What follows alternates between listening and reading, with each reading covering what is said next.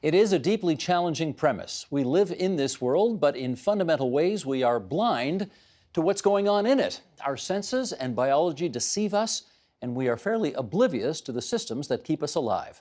Ziya Tong explodes much of what you think you know in her new book, The Reality Bubble: Blind Spots, Hidden Truths, and the Dangerous Illusions That Shape Our World. She was host of the Discovery Channel's science program, The Daily Planet, and is currently vice chair of the World Wildlife Fund, Canada. And Ziya Tong joins us now for more. So great to meet you. Wonderful to meet you as well. We're in the same business, and I don't think we've ever met before. No, it's a bit siloed, the media, isn't it? Crazy, yeah. Kind of like the sciences and the arts. What a great segue, shall we? Okay, let me do an excerpt from your book to get us started here. Here's from The Reality Bubble. Just as rocks hurtling at supersonic speed find it hard to penetrate Earth's atmosphere, unwelcome facts and unfamiliar ideas almost never make it through the membrane of the reality bubble. It shields us from thinking about forces out there that are seemingly beyond our control and lets us get on with the business of our lives. Okay, you've named it, the reality bubble. What is that? Well, essentially, a reality bubble is the fact that we have a warped perception of reality. And I think many of us are familiar with metaphorical bubbles. We've heard of stock market bubbles or real estate bubbles. So one of the best definitions that I've heard is that basically when you inhabit a reality bubble, you're inhabiting a sort of fiction. And there is a much bigger picture reality out there. And if you're not paying attention to it, it can crash its way in. Well, making the analogy with the stock market and real estate, those are bubbles that when they burst, bad things happen. Absolutely. Same thing here? Same thing here. For example? Well, I think that there's a lot that we don't see, and that is basically what I'm talking about in this book, the limits of our vision, the limits of our perception. But one of the key things here really is our life support system. And when you think about what we're calling the apocalypse now, or even, biodiversity loss or climate threats, the big problem is that a lot of it is invisible. I mean, we're not looking at soil health, what's happening to our water systems. We can't see the CO2 that is coming out of our tailpipes and outside of our buildings. But scientists know how to see this. And I started getting really intrigued with the scientific lens, because working with scientists over the last 15 years, I've seen that all of them have almost a pixelated view. Microbiologists see the world in one way, rocket scientists see the world in another. And I thought, what if I could kind of parse that all together? What kind of image of reality would I get then? And the result is this book. Anne Hodges. Anne Hodges. She had a connection to the reality bubble. In 1954. You want to tell us her story? Well, she was just lying on the couch, and basically... It's funny what happens to you when you're just lying on the couch. Exactly. But, what she probably wasn't expecting was a cosmic missile to crash through her roof and bounce off a console radio and smash into her thigh. It was a meteorite. And it was a meteorite that crashed into her. She was the first and only known person at that time to have that happen. If you Google it, you can actually see this woman who has this huge black football-sized bruise on her hip. And for her, the reality bubble, of course, we're constrained by our size. We're not thinking of the big universe that exists out there, nor the microscopic things that are smaller than the eye can perceive. But that day, those worlds collided for her, especially the cosmic universe, right? Most of us just are aware that there's a lot taking place beyond our own atmosphere. But for her, she got a really deep, intimate sense that there's much more going on than the reality that exists at human size. Do I remember reading correctly? Is she the only person, or was she at that time the only person in human history to have been hit by a meteorite? The only documented person at that time to be hit by a meteorite. That's a pretty cool, you got your place in the Guinness World Book of Records after you've had that happen. Yeah, right? yeah, absolutely. Okay, since most of us are not going to be hit by meteorites, thank goodness, anytime soon, you're going to play the role of meteor for the rest of this interview. You ready to go? Oh, wow, okay. First stop, our biological blind spots. How does the size of our bodies create blind spots for us? Well, okay, everything that we're in here right now, this studio it's basically a dollhouse-sized world, right? We've constructed reality as if it's, just human-sized. But we know, for example, that 95% of all animal species are actually smaller than the human thumb. When you think about it, we are gigantic. And so many of our life support systems are actually engineered by microbes, by bacteria, by things that are actually occurring at a level that the human eye cannot perceive. So just on that one level, our size really limits our perception of the world. On another sense of scale, we're also quite we're quite limited when it comes to seeing very large things. So if you think, for instance, of just the fact that, we hear all these facts and statistics on the news all the time, and our eyes basically glaze over, however many $1 trillion the US is in debt, or however, many billions of dollars are going to weapons and arms, or even if you think I think it's over 60 million football fields worth of trees are deforested every year. That number's just too big. And that scale is too big for our little human brains to perceive. So size certainly limits the way we understand the world around us. There's even, I think you did an optical illusion in the book where given where our eyes are and how they see, something could be right in front of your face, you might not even see it. Oh, absolutely. How do you explain that? Well, we actually have blind spots. We actually have blind spots, one in each eye. And so the optical illusion in the book allows you to see where your blind spot is. You'll be looking at a dot, and if you look at it in just the right way, the dot will completely vanish. You got to cover one of your eyes when you do it. Exactly. So that was just a very physical way of showing people how much we're actually blind to. But of course, there are other biological machines, like animals, that have remarkable ways of seeing the world that we simply can't perceive. Dragonflies, for instance, can see in slow motion. There are animals that can see in ultraviolet. There are animals that can see in the infrared. So what we're able to see, especially in terms of just the electromagnetic spectrum, is just, I think it's 0.0035% of the electromagnetic spectrum. We see a tiny sliver of reality. I was so glad to read that, because in my home, we call that the Pagan curse. Oh, what's that? The Pagan curse, and I have it, and all my kids have it. Something sitting right in front of their face. You know the old story. You open the fridge, it's right in front of your face, you don't see it. Yeah. Now I know that there is an actual biological, optical reason why we can't see something right in front of our face. We're not just as stupid as I thought we were. Well, sometimes we can't see things because they're so familiar to us, that we don't even pay attention to them anymore. One of the things that I talk about in the book that we barely pay attention to is the largest machine on our continent, really, if you think about it, the grid. And the grid is everywhere. It's responsible for all of our electricity. None of us pay attention to it. Maybe you see like a cat poster or a yoga poster or something on one of the pillars, and if you look up and see that network, it's actually vast, incredible. It's where all of our power comes from, but we ignore it because it's around us everywhere. Okay, blind spot number 2. You write in your book, The Reality Bubble, the physical world is far stranger than what our eyes perceive. For one thing, we commonly think of our bodies as separate and distinct from the external world, but modern science tells us that there is no out there. Indeed, there is no place where your body ends and the world begins.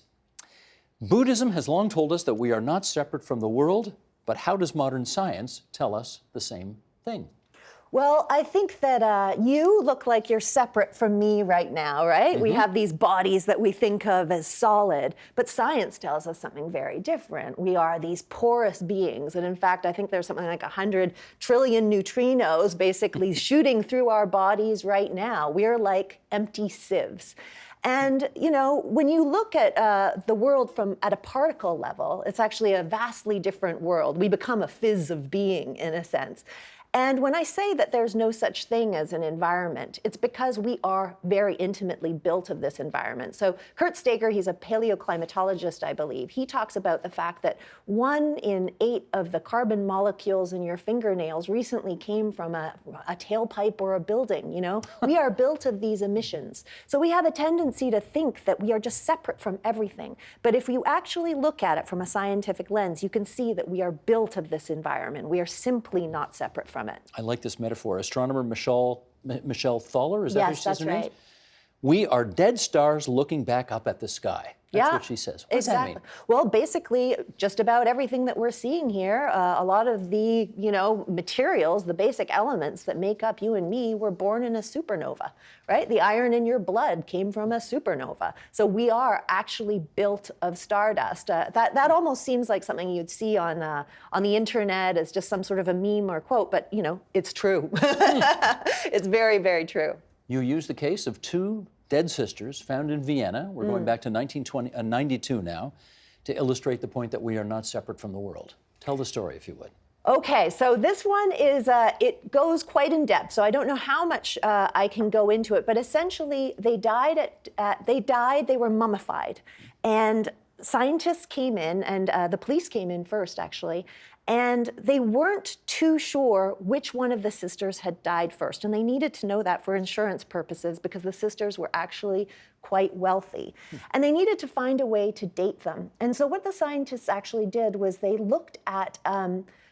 actually looked at atomic nuclear testing, because when that happened basically when we started putting out those bomb blasts into our atmosphere, that carbon entered our atmosphere. And there's a dating profile there that can actually be used to date bodies, much like you can date mummies. You can carbon date mummies. You can actually carbon date human bodies using this atomic bomb profile, because the body doesn't discriminate. It actually absorbs that carbon-14.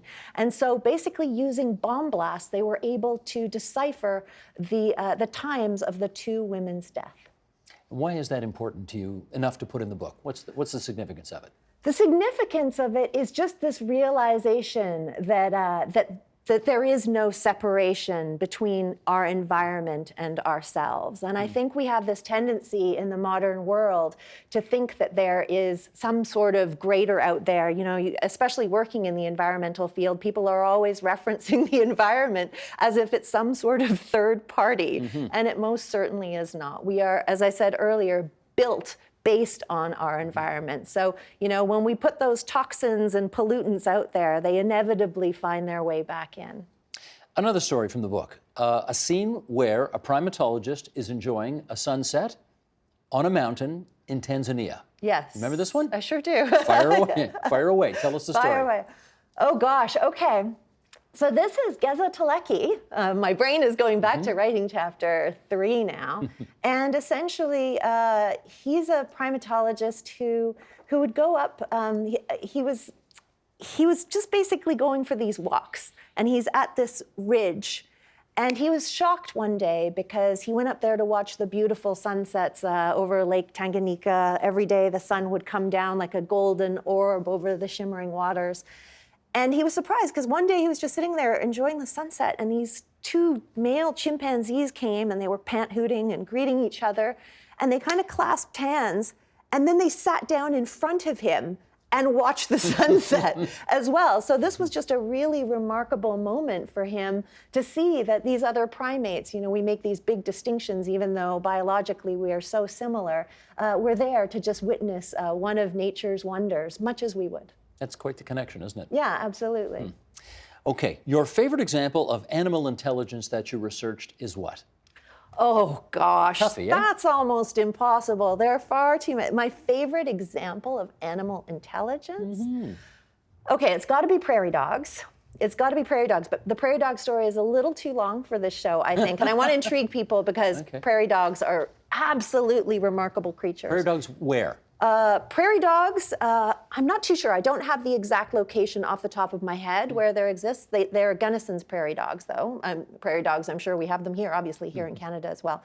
But I think the other animal that I would pick would be Alex, a gray parrot. And Alex is remarkable because Alex had an incredible vocabulary, learned how to identify shapes and sizes and words and numbers. And Alex is the first known animal, according to Irene Pepperberg, who worked with Alex, to ask a question about himself. And so one day he was staring in front of the mirror, and he asked his trainer, what color? He wanted to know what color. And after some back and forth, he learned that he was a gray parrot. And so that is how Alex learned the color gray. Unbelievable. Yeah, I mean, it's something really rather simple, but I mean, we've heard of many things like the mirror tests when it comes to sentience and consciousness, but I've certainly never heard of an animal asking a question about itself. We appear to have a blind spot then as it relates to human exceptionalism. Yes? Absolutely, in a very, very large way. I think that, if you were to cast that gigantic alien eye down on Earth, 8.7 million different animal species, and here we are, one that is the only species that seems to believe that it owns the entire planet, owns all the Earth, owns all the resources, owns all the water and food, at the expense of all the other creatures and animals. So it's, my friend David Suzuki has recently been saying, Every other animal and many indigenous people have an ecocentric view, but we are a species that is has a very anthropocentric view of everything around us. Okay, those are the individual blind spots. Let's move on to some societal blind spots right now. And once again, let's do an excerpt from the book to get us started here. Here's a curious fact to consider. In the 21st century, there are cameras everywhere, except where our food comes from, where our energy comes from, and where our waste goes. How is it then that the most powerful species on the planet is blind to how it survives? There are a lot of documentaries, obviously, and books that people can read about our food system, but people probably simply don't want to know where their food comes from and how it is made. Why do you think that's the case? Well, I think that most people don't want to give up their luxuries. I think we know that if we find out too much, then we become culpable and then we may need to make some changes. So I think that especially, if you're looking at those Netflix shows, people have become aware of that, especially producers. So James Cameron's recent documentary, Game Changers, tackles this from a totally different vantage point, tackles it from our own egocentric vantage point, which is saying, okay, if you were to change your diet, what kind of impact would it have on your body? And he actually shows all these bodybuilders and athletes and Olympians because we are so egocentric, and that's a way of tricking people to see things a little bit differently. One thing I talk about in the book, though, is this notion of scientists who study disgust, and they call themselves disgustologists, right? And there's a tendency for us to want to stay away from disease and death and sores and lesions. We don't want to see that stuff. That's why we moved all of our slaughterhouses so far away. But the problem is, then what happens when we don't see the disease and the death and the disgust? It certainly served a purpose when we were close to those sources of food. If something is diseased, naturally, as a human being, you want to stay far away from it. But if we have disease and death and problems, especially in our food system, and you and I can't see it, well, that's a problem that we need to rectify. It becomes important then to be able to see, and important then to not ignore it, and important then to not have these willful blind spots that we do in society. Most people are going to grow up today never having visited a farm ever in their lives, right? Yeah, that's very true. That is very strange. Okay, let's get to the final section in which you refer to intergenerational blind spots. What are those? Let's start with that. Intergenerational blind spots. Well, these are blind spots. That's the reality bubble that we pass on from generation to generation. So an example of time, we have these really rigid and kind of silly ideas about this 9-to-5 lifestyle that we have, when in fact this work week is an invention. It dates back to the 1900s. But when you look at how we can shift things like time and space, for instance, I think just very recently in Japan, Microsoft instituted a 4-day work week there, saw productivity, I think, jump by something like 60%. And so, we can change our ideas about time. Briefly, a notion like space, because time and space are sort of like the, they're the ecosystem that we inhabit, but that is invisible to most of us. But if you think of something like space, I think it was before 1917, there wasn't even, people didn't have passports. People were traveling across the Americas and India and all over different countries without this thing that we think we need to have, these invisible borders that separate all of us, So it's about not having these really rigid ideas and viewpoints, because they do actually flex and change over time, and that's actually quite necessary. Especially for change. Yeah, okay, so time is we sort of manufacture time in that regard. And then. we manufacture space. I think there's an Alan Watts quote in there that says, I may have it right here. Yeah. Measurement is certainly an illusion because you don't find inches lying around. You can't pick up an inch. You can't pick up an inch. We made that up.